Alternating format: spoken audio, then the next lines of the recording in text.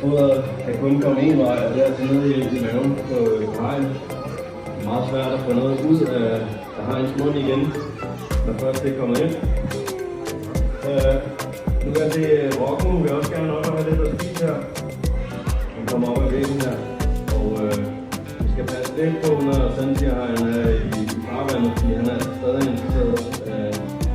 Nu må han lige vente til, vi skal også have fodret dem her senere igen i dag, så jeg tror lige, jeg holder lidt igen med ham. Så ser vi ikke, om nogle af de andre har måske har lyst til at komme og spise nu her. Rocken, hun snakker altså af igen, fordi den er også lidt skræmmende, den Sandtigerhegn. Nu vil jeg gerne give meget. Og jeg har faktisk også fået besøg herovre af en af vores nøshajer. Og nu ligner det måske lidt, at jeg klapper den. Men det er altså fordi, at jeg mærker på den